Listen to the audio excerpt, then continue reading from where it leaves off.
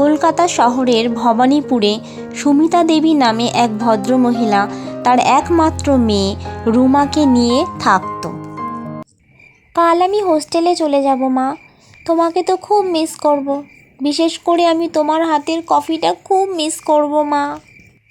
হোস্টেলে গিয়ে থাকিস, কিন্তু বাইরের খাবার যেন বেশি খাস না, খেয়ে আবার শরীর খারাপ করবি, তারপর যত জ্বালা আমার। হ্যাঁ মা, আমি আমার খেয়াল ঠিকই রাখবো। তুমি কিন্তু আমাকে নিয়ে বেশি চিন্তা করো না, তুমি নিজের খেয়াল ঠিক করে রেখো, আর মনে করে টাইম মতন ওষুধগুলো খেয়ে নিও। আর আমি রোজ তোমাকে ফোন করব মা। ঠিক আছে ঠিক আছে, বেশি জ্ঞান দিতে হবে না, ভারী আমায় জ্ঞান দিতে এসেছে। অনেক রাত হয়েছে, যা তাড়াতাড়ি শুয়ে পড়, কাল তো আবার হোস্টেলে যাবি, সকাল সকাল উঠতে হবে তো, না হলে তো দেরি হয়ে যাবে। হ্যাঁ মা, ঠিকই বলেছ, অনেক রাত হয়ে গেল, তাড়াতাড়ি শুয়ে পড়ি। গুড নাইট মা। পরের দিন সকালবেলা রুমা তৈরি হয়ে বেরিয়ে পড়ল হোস্টেলে যাওয়ার জন্য। এই সুমিতা, শুনলাম তোর মেয়ে হোস্টেলে গিয়ে পড়াশোনা করবে, কথাটা কি সত্যি? ভেবে তো ছিলাম যেতে দেব না, কিন্তু মেয়েটা যে বড় জেদি, কে শোনে কার কথা, তাই ভাবলাম থাক, পড়াশোনা করতে চাইছে করুক না, কি আছে। এখনকার দিনকাল তো ভালো নয়, মেয়ে মানুষ একা একা থাকবে, হোস্টেলের যা ব্যাপার স্যাপার শুনি। কথাটা তুমি ঠিকই বলেছ, কিন্তু মেয়ে তো আমার কথাই শোনে না, কি বলবো আর। এদিকে রুমা হোস্টেলে তো পৌঁছে যায়, কিন্তু হোস্টেলে থাকার জন্য কোনো ফাঁকা রুম পায় না। এক্সট্রিমলি সরি রুমা, তোমাকে যে রুমটা দেওয়ার কথা ছিল সেই রুমটা আমি তোমাকে দিতে পারলাম না, কারণ আমাদের স্টুডেন্টরা ওই রুমটা খালি করেনি। তবে হ্যাঁ, আমাদের হোস্টেলে একটা ফাঁকা রুম পড়ে আছে, যেই রুমটা অনেক দিন ধরেই বন্ধ আছে। সবার ধারণা ওটা একটা ভুতুড়ে রুম। তুমি যদি থাকতে পারো তাহলে আমি ওই রুমটা তোমার জন্য ব্যবস্থা করে দিতে পারি। রুমা বরাবরই খুব সাহসী ছিল, তাই এই বিষয় নিয়ে সে কোনো আপত্তি করলো না, সেই রুমটাতে থাকতেই সে রাজি হয়ে গেল।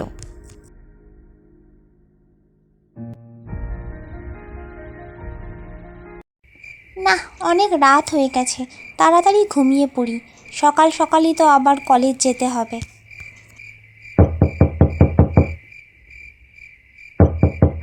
এত রাতে কে এলো আবার? সরি এত রাতে তোমাকে ডিস্টার্ব করার জন্য। আসলে এই হোস্টেলে আর কোনো রুম ফাঁকা পেলাম না। হোস্টেল কর্তৃপক্ষর কাছে অনেক রিকোয়েস্ট করার পর আমাকে তোমার রুমে পাঠালেন। বললেন তুমি যদি পারমিশন দাও তোমার সাথে থাকার জন্য, তাহলে আমি তোমার সাথে থাকতে পারি।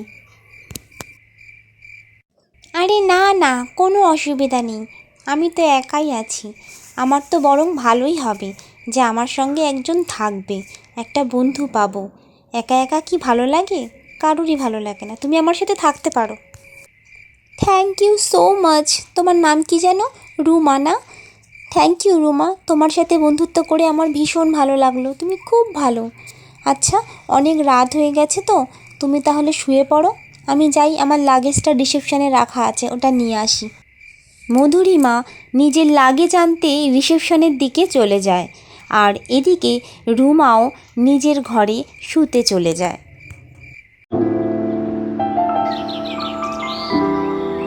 পরের দিন সকালবেলা হতেই রুমা ঘুম থেকে উঠেই মাকে খুব মনে করতে লাগে। বাড়িতে থাকলে এতক্ষণে মায়ের হাতের সেই স্পেশাল কফিটা এতক্ষণে আমার হাতে থাকতো। উফ, কি মিস করছি যে। যাই, তাড়াতাড়ি রেডি হয়ে নিই, কলেজের জন্য আবার দেরি হয়ে যাচ্ছে।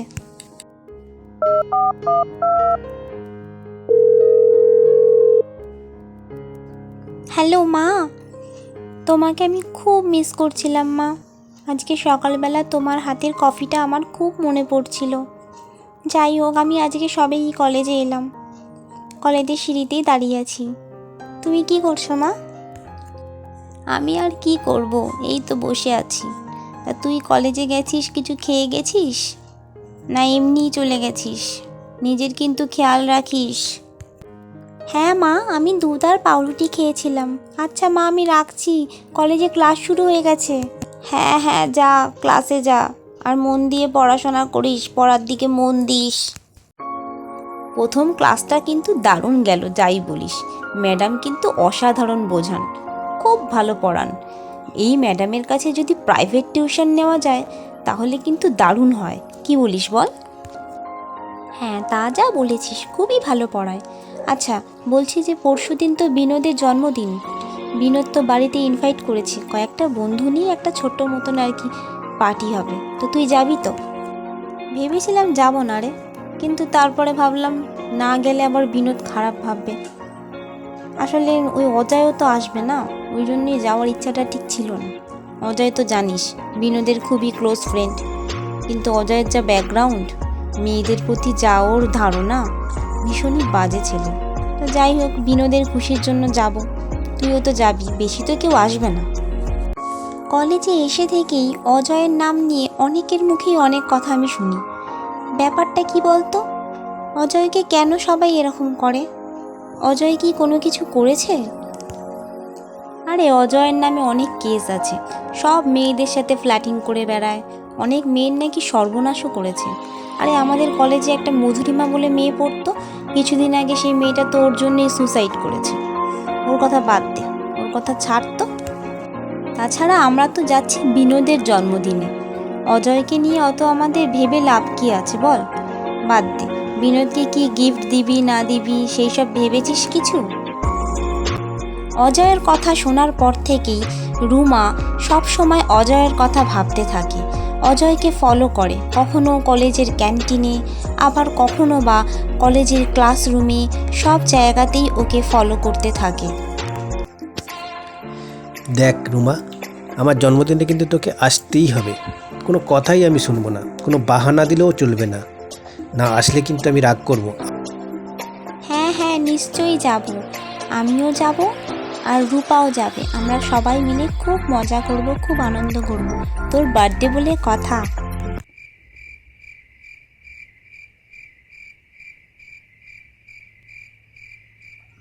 আরে মধু, তোর খবর কি?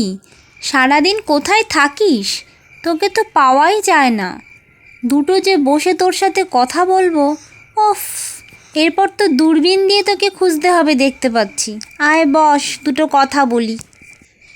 না না, আর বসবো না রে, বল দেখি তুই কি বলবি। আসলে আমি একটুখানি কাজে ব্যস্ত থাকি রে, তাই জন্য সময় দিতে পারি না, তুই কিছু মনে করিস না। আরে না না, আমি কিছু মনে করিনি। আসলে আমার মনটা খুব খারাপ রে। অজয় নামে একটা ছেলে আমাদের কলেজে পড়ে, মনে মনে আমি তাকে ভালোবাসি। আমি অনেক দিন ধরেই তাকে ফলো করছি, কিন্তু তার মধ্যে কি সেরকম কোনো খারাপ আচরণ আমি দেখতে পাইনি। অথচ সবাই বলে যে ছেলেটা নাকি ভালো না, মেয়েদের সাথে ভালো ব্যবহার করে না, তাই একটু চিন্তায় আছি। আমার মনে হয় কারোর ব্যাপারে সম্পূর্ণ না জেনে কোনো ডিসিশন নেওয়াটা ঠিক হবে না। তুই এক কাজ কর, তুই আরও কিছুদিন ওকে ফলো কর, দেখ না যদি কিছু জানতে পারিস। আচ্ছা রুমা, আমি শুতে যাচ্ছি রে, আমার খুব টায়ার্ড লাগছে। মধু তো ঘুমিয়ে পড়ল, আমিও আর বসে থেকে কি করব, আমিও শুয়ে পড়ি। আর এসব নিয়ে বেশি না ভাবাই ভালো, যা হবে দেখা যাবে।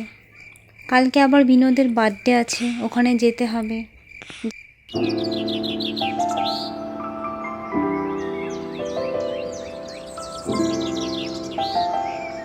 আরে অজয়, তুই এখানে দাঁড়িয়ে আছিস?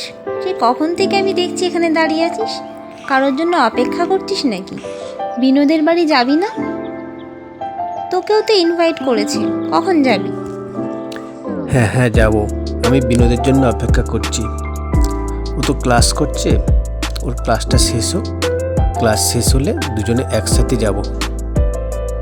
রুমা আর তুইও তো যাবি। পার্টিটা কিন্তু দারুণ লাগছে, ভীষণ ভালো লাগছে, আমি তো খুব এনজয় করছি। ইস, দেখতে দেখতে তো সময়টা কেটে যাচ্ছে।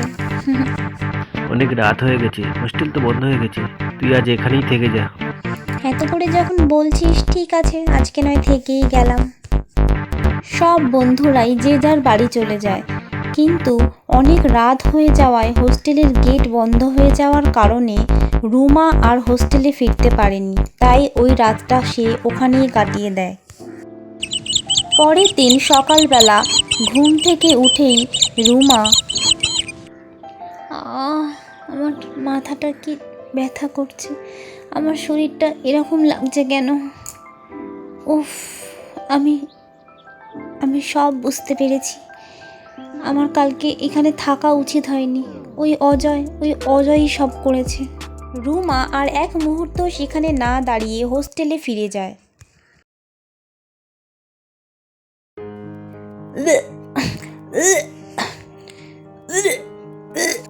আমি যা মনে করছি তাই যদি হয়ে থাকে, আমাকে এক্ষুনি সত্যিটা জানতে হবে, আমাকে ডাক্তারের কাছে এক্ষুনি যেতে হবে। Congratulations, you are pregnant, but your physical condition is very weak. Please, you need to eat properly and you need to rest. Definitely come back for a checkup next week. Ruma, তোর কি হয়েছে? আজ তোকে বলতেই হবে তোর কি হয়েছে। আজ 1 মাস হয়ে গেল তুই কলেজে যাস না, এমনকি তুই এই রুম থেকে বাইরে পর্যন্ত যাস না। তোর কি হয়েছে প্লিজ আমাকে বল। সেদিন আমি তোকে বলবো ভেবেছিলাম, কিন্তু বলার মতন সাহস হয়নি। সেদিন আমি বার্থডে পার্টিতে ওখানেই ছিলাম, সেটা তো তুই জানিসই। কিন্তু ওখানে আমি একটা জুস খেয়েছিলাম, সেই জুসটা খাওয়ার পরে আমার মাথাটা ঝিমঝিম করছিল। তারপরে আমার কিছুই মনে ছিল না। সকালে যখন ঘুম থেকে উঠি তখন আমি অনুভব করি আমার সাথে কিছু একটা হয়েছে। আমার আর বুঝতে বাকি নেই, আমি জানি অজয় আমার সাথে এইসব করেছে। আজ আমি ডাক্তারের কাছে গেছিলাম, আমি শুনলাম আমি প্রেগনেন্ট। আমি কি করব? আমি সমাজে কি করে মুখ দেখাবো, মাকে কি বলবো? প্লিজ রুমা, তুই কাঁদিস না, কেঁদে কোনো লাভ নেই। অপরাধীকে শাস্তি দিতে হবে। তুই আগে ভালো করে ভেবে দেখ, মনে করার চেষ্টা কর সেদিন কি হয়েছিল, সেই রাতে কে কে সেখানে ছিল। আদেও কি অজয়ই অপরাধী? অপরাধী যেই হোক, তাকে কঠিন থেকে কঠিনতম শাস্তি পেতে হবে। আরে তুই বলছিস যে তোর সাথে অজয় এরকম করেছে। অজয়ের ব্যাপারে যদিও এসব শুনেছি আগেও, কিন্তু অজয় তো সেদিন আমার সাথেই বাড়ি চলে গিয়েছিল। তাহলে তার মানে অজয় আসল অপরাধী নয়, আসল অপরাধী বিনোদ। আমার সাথে যা কিছু হয়েছে তা বিনোদ করেছে। আমি বিনোদকে শাস্তি দিয়েই ছাড়ব। অনেক মেয়ের জীবন নষ্ট হয়েছে তোর জন্য, কিন্তু আর নয়, আর একটা মেয়েরও জীবন আমি নষ্ট হতে দেব না। তোকে আমি শাস্তি দেব। এসব কি বলছিস তুই? আমাকে শাস্তি দিবি মানে? আমি কি করেছি? আমি কার জীবন নষ্ট করেছি? কি বলতে চাইছিস তুই? মনে আছে সেদিন জন্মদিনে তোর বাড়িতে যখন গেছিলাম, তুই আমাকে একটা জুস খেতে দিয়েছিলিস, যার মধ্যে আগে থেকেই নেশার ওষুধ মেশানো ছিল। ওটা খাওয়ার পর আমার মাথাটা ঝিমঝিম করছিল, তারপর আমার কিছুই মনে ছিল না, আর তারপর তুই আমার সর্বনাশ করেছিলিস। সব যখন জানতে পেরে গেছিস তখন তোর কাছে আর লুকানোর কিছু নেই। হ্যাঁ, আমিই করেছি, কিন্তু তুই কিছুই করতে পারবি না, তোর কাছে কোনো প্রমাণ নেই। কে মারলো আমাকে? কে মারলো? দেখতে পাচ্ছি না কেন? ওকে জিজ্ঞেস কর রুমা, মধুরিমাকে সুসাইড করতে কেন হয়েছিল, কেন মরতে হয়েছিল ওকে? মধুরিমাকে বিনোদ দেখতে পায় না, তাই বিনোদকে রুমা প্রশ্ন করে। তোর সাথে যা করেছি মধুরিমার সাথেও তাই করেছি, আর বাকি মেয়েদের সাথেও তাই করি। তুই কিছুই করতে পারবি না, কারণ কারোর কাছে কোনো প্রমাণ নেই। আমাকে কোনো শাস্তি দিতে পারবি না। আমাকে ধরা অত সহজ নয়, কারণ আমাকে ধরতে গেলে প্রমাণ লাগবে, আর আমি কোনো প্রমাণ রাখি না। আলাদা করে প্রমাণ জোগাড় করার আমার কোনো প্রয়োজন নেই। তোর প্রমাণ তুই নিজে, কারণ তোর ভুলগুলো তুই নিজের মুখেই নিজে স্বীকার করেছিস। ইন্সপেক্টর, ওকে গ্রেপ্তার করুন, এক্ষুনি ওকে ধরে নিয়ে যান, অ্যারেস্ট হিম।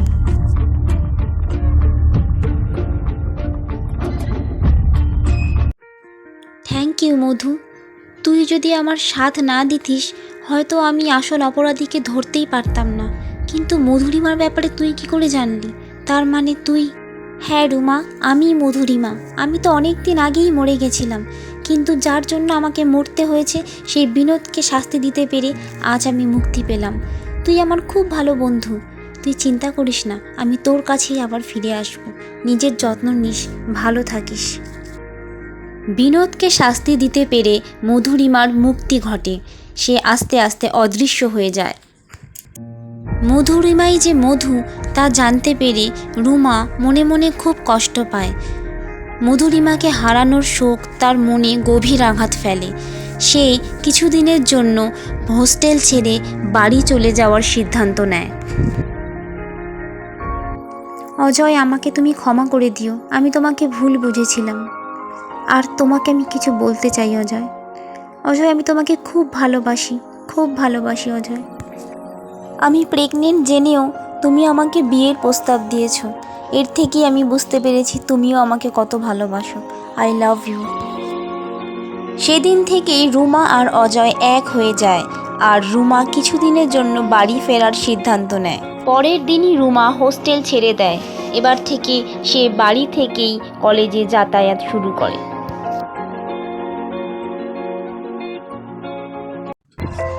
বন্ধুরা, গল্পটি কেমন লাগলো কমেন্ট করে জানাতে ভুলবে না। আর এই ধরনের আরও অনেক গল্প দেখার জন্য আমার চ্যানেলটি সাবস্ক্রাইব করতে ভুলবে না। আর গল্পটি ভালো লাগলে অবশ্যই একটা লাইক দিয়ে দেবে।